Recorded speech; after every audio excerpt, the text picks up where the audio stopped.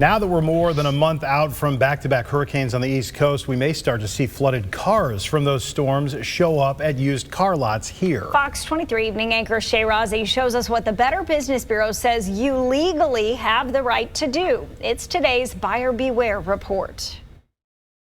We saw the flooding from Hurricane Helene in late September, followed by Hurricane Milton less than 2 weeks later in October. Now a concern from the Better Business Bureau in November, what's happening with the cars ruined by those floods and storms. When do we typically see those flooded cars possibly try to be sold in Oklahoma?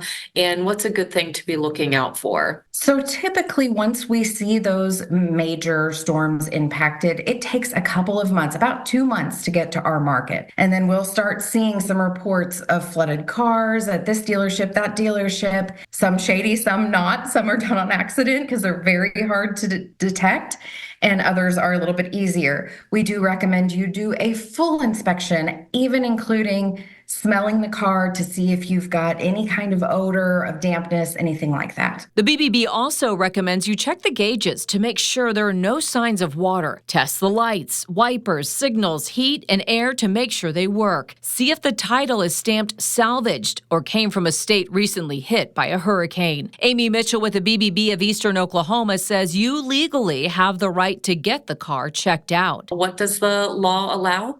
The law allows for used cars to be inspected by an independent mechanic. So even if you're purchasing from a dealership, you have the right to take that car and get it inspected by someone else independently before you purchase. If you do have your own mechanic inspect a used car, that is something you will have to pay for, not the car dealership.